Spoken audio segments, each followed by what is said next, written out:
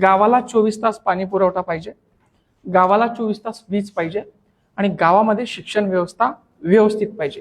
या 3 गोष्टी जर व्यवस्थित असल्या तर सरपंचाची तक्रार होत नाही, सरपंचाला कोणी भांडत नाही, सरपंचाला जास्त कोणी त्रास देत नाही.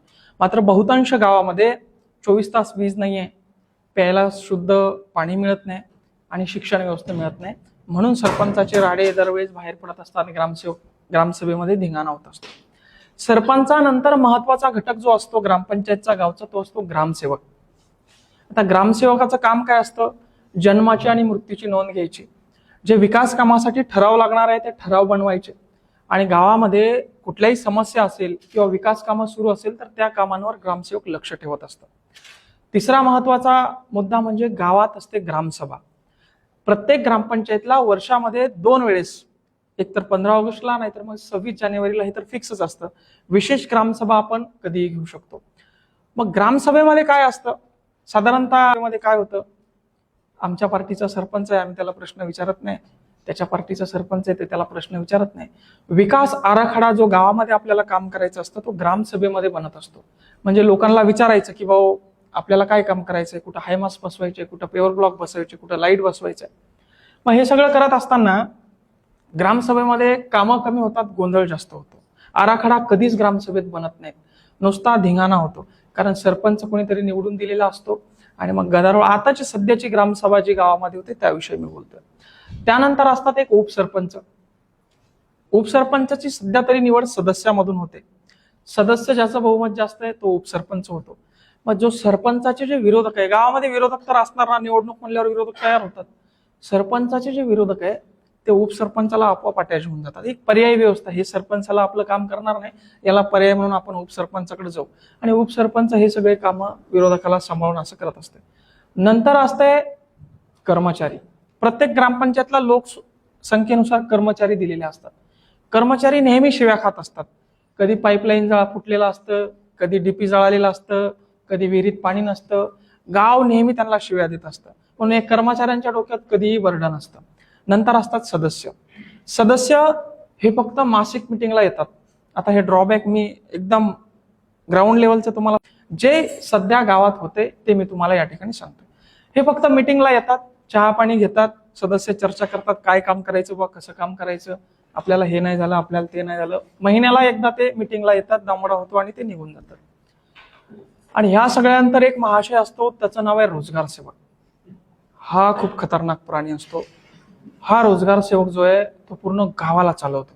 कारण सरपंच दर 5 वर्षाला येतं, ग्रामसेवक 2-3 वर्षाला बदली होऊन जाते, सदस्य 5 वर्षाला बदली होऊन जाते. नंतर जे कर्मचारी आहे त्यांना बिचारायला गावाशी काही घ्यायचं नसतं. रोजगार सेवक हे पद कंत्राटी पद्धतीने भरल्या जातं आणि शासनाने ज्या वैयक्तिक लाभाच्या योजना आहे त्या प्रत्येक शेतकऱ्यांपर्यंत पोहोचण्यासाठी रोजगार सेवक हे पद काढलेले आहे. मग सारा घोळ ग्रामपंचायतचा इथंच आहे. हे काय करतं? लोकांकडून पैसे जमा करतं. तुला विहीर लागती, तू पैसे दे. तुला घर, कोणाचं नाव डिलीट करायचं, कोणाचं नाव ऍड करायचं, कोणाला कोणता लाभ द्यायचा, हे सगळं रोजगार सेवक. या रोजगार सेवकामुळे सरपंच बर्बाद होतात. बऱ्याच ठिकाणी सरपंचाचं पदही निघून जातं. माझ्या याच्यामध्ये ही सगळी जी परिस्थिती आहे सुधारण्याचं काम या ठिकाणी मी केलं. अवघ्या 2 वर्षामध्ये 5 कोटीचे कामं मी गावात केले. गावात कामं कोण देतं माहितीये का तुम्हाला? आमदार, खासदार, एखादा पालकमंत्री. पण एकमेव मी सरपंच असा आहे, मी आमदाराला शिव्या देत राहतो, खासदाराला बोलत राहतो, पालकमंत्र्याला बोलत राहतो. मला काम कोण देतं? अधिकारी. आपको मराठी समझ में नहीं आता है? थोड़ा थोड़ा तो मैं थोड़ा थोड़ा हिंदी मिक्स करता हूँ अभी. ध्यान से सुनिएगा. मैडम ने कहा कि जर्नलिज्म को वैल्यू नहीं है ना, तो उसका एक रियल एग्जाम्पल मैं आपको बताता हूँ. आज या महाराष्ट्रामध्ये, या देशात जे काही घडतंय हे सगळे तुम्ही लोक करतात. हा आरोप आहे माझा तुमच्यावर. का माहितीये का? एखाद्या नेत्याला कसं आंदोलन करायचं हे पत्रकार येऊन कानात सांगतात. साहेब तुम्ही एक काम करा, हे चालणार नाही, याला टीआरपी भेटणार, तुम्ही काय करा, शर्ट काढून बसा इथं ड्रायव्हर. हे तुम्ही देश चालवताय, तुम्ही नेत्यांना. आज 99% लोक या महाराष्ट्राचे मंत्रिमंडळ ऑन द रेकॉर्ड बोलतोय मी, हे अभ्यासू नाहीये, हे भावनेवर निवडून आले. लक्षात आलं का तुमच्या? इमोशंस पे इलेक्शन जीत गए मैडम वो. उनको स्टडी ही नहीं है, सरकार कैसा चलाना उनको पता ही नहीं है. तो उनको चला कौन रहा है? आप लोग चला रहे हैं उनको. ये मीडिया वाले लोग हैं, ये संपादक है, ये रिपोर्टर है, उनको कान में बताते सर वो तो ऐसा बोला आपको, उसने तो सर गाली दिया आपको, त्याला माहित असतं का, ते बघतं का, ते कुठल्या उद्देशानं म्हणतं हे पण तुम्ही त्याला वेगळा त्याला टर्न देतात. त्याने जर चांगल्या भावात म्हणलं तर सर तो गाली दिया आपको उसने, त्याने तुम्हाला असं म्हणलं. हे जे एका मीडियाचा व्हॅल्यू कमी झालाय, हा पॉईंट मी इथं करून टाकतो. तुमचं व्हॅल्यू मुळात कुठंच कमी झालं नाही. जर मीडियाचा खरा व्हॅल्यू बघायचा असेल, मीडिया काय हे समजून घ्यायचं असेल, तर एका राजकारणी माणसाला विचारा मीडियाची काय किंमत आहे. एखाद्या राजकारणाचं करिअर घडवण्यामागे मीडिया असतो. देशाचे पंतप्रधान कुणामुळे झाले, मीडियामध्ये मुद्दे केले ना. गुजरातला मॉडेल केलं, असं झालं तसं झालं. आता मी पण तेच करतोय, माझ्या गावाचं मॉडेल तयार केलं, मी आता गाव सुधारलं, मी आता तालुका सुधारणार आहे, मला मतदान द्या, मी मग लोकसभेला उभं राहिलो, तरुण पोरं तयार केले. आता सुद्धा माझ्या मागे पोलीस लागले, पोलीस शोधून राहिले बरं का मला बाहेर. इकडे ते सीएम साहेब येणार आहे, तर मी इशारा दिला, दबाव तंत्राचा वापर बघा आम्ही कसं करतो. सीएम साहेब येणार आहे, मराठवाडा मुक्ती संग्राम दिन आहे, निवेदन देऊन तुम्ही काम करत नाही, पैसे देत नाही, निधी देत नाही. मग मी काय केलं, माझ्या ग्रामपंचायतचा ठराव घेतला की माझे हे 2-4 रस्ते खराब आहे, 2 दिवसाच्या आत ते रस्ते खराब, त्याचे पंचनामे झाले पाहिजे, त्याचं टीएस झालं पाहिजे, त्याचं ऑडिट झालं पाहिजे, नाहीतर आम्ही सीएम साहेबाचा ताफा अडवणार आहे. लागले का लाईट अधिकाऱ्याचे, सीएम साहेबाचा ताफा अडवणं म्हणजे सोपं आहे का. म्हणजे इथला सीओ, इथला बीडीओ, इथले कलेक्टर, इथले विभागीय आयुक्त सगळे कामाला लागले. अरे पोराला आवरा, अरे काही बी करा नाही, स्टंट करते परत. मग असं असताना माझे काम कालच आले, अधिकारी रस्त्याचा पंचनामा केला, बाबा तो रस्ता करून देतो. अशा पद्धतीनं काम या ठिकाणी मी केले. एजुकेशन की जो लिमिट है वो होनी चाहिए कि नहीं होनी चाहिए, होनी चाहिए ना. नहीं है, क्यों नहीं है, कारण की मनोज जरांगे पाटील नाम सुना है सबने. जो फिलिंग आहे, फिलिंग सामान्य माणसाच्या ज्या भावना आहे, त्या भावनेवर काम करणारा माणूस त्याच पदावर जाऊ शकतो. एखादा अधिकारी केला, तो सर्वांगाने विचार करतो, सर्व कायदा बघून निर्णय घेतो. मात्र कधी कधी अशी सिच्युएशन येते की तुम्हाला तुमच्या अंतःकरणाला विचारून निर्णय घ्यायचे असतात. अशा वेळी जो सामान्य माणसाच्या भावना समजून घेतो, अशा वेळी जो 4 लोकांमध्ये वावरतो, 4 लोकांच्या समस्या त्याला समजतात, त्या माणसाला पार मग तो मुख्यमंत्री सुद्धा होऊ शकतो. भावनेला इथं जास्त किंमत दिली. संविधानाला सुद्धा संविधान बनवत असताना भावनेची दुजोरा दिला गेलाय. भावना त्याच्याबद्दल पडताळून बघितली आहे किंवा असं व्हायला पाहिजे, असं का व्हायला पाहिजे, याच्या मागचं काय करा. 15 दिवस इथं हर्सुलच्या तुरुंगात, मग तिथं मला कैदी भेटले.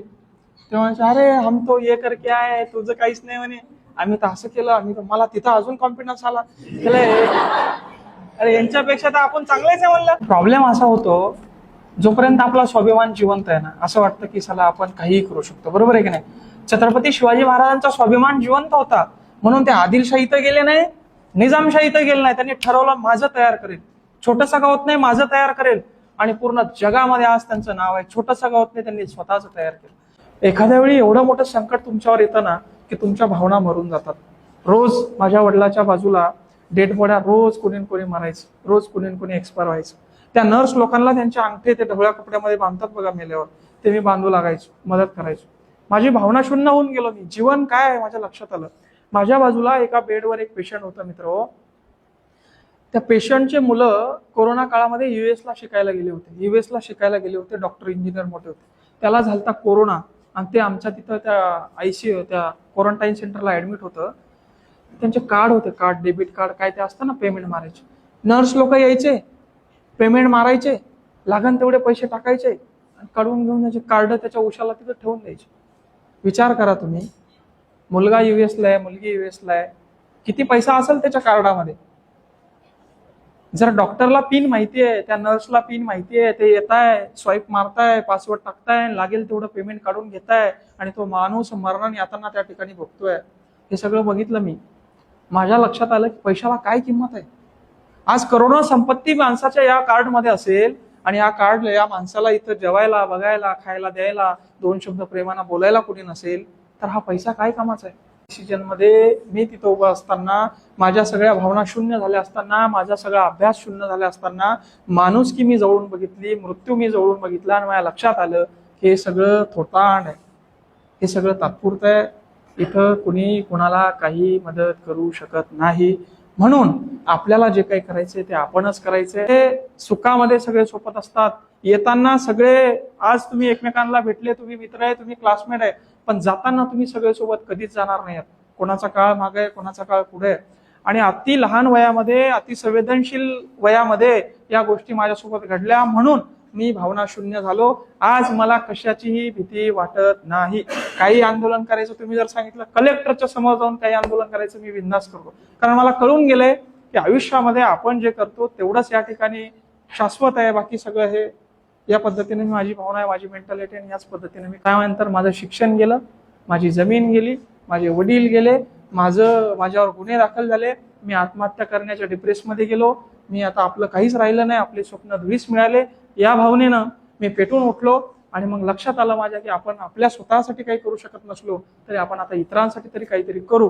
या भावनेनं मी या सामाजिक क्षेत्रात उतरलो आणि लोकांनी मला भरभरून प्रतिसाद दिला. म्हणजे मला इनडायरेक्टली पोलिसांनी घडवलेला मी नेता आहे. मी सगळे जे जे कामं केलेत त्यात पोलिसांना, एसडीएम साहेबाला, तहसीलदार साहेबाला असं कुठेही वाटलं नाही की हा पोरगा स्वार्थी आहे, हा कोणाकडून पैसे मागतोय आणि याला कुणाला तरी काहीतरी ब्लॅकमेल करून काहीतरी कमवायचंय, असं त्यांना कुठंच वाटलं नाही. म्हणून त्यांनी माझ्यावर सूड भावनेने कुठेच कारवाई केली नाही. त्यांनी असं त्यांच्या निदर्शनात असं आलं की हे पोरगा असे काही कामं जरी करतं पण याचा हेतू स्पष्ट आहे, याचा हेतू हा प्रामाणिक आहे की गावाला याचा फायदा व्हायला पाहिजे, सामान्य नागरिकांना याचा लाभ व्हायला पाहिजे. म्हणून ते माझ्यावर, म्हणजे इथं आला का नाही तो भावनेचा विषय, म्हणजे भावनेनं देखील प्रशासन काम करत असतं, बरोबर.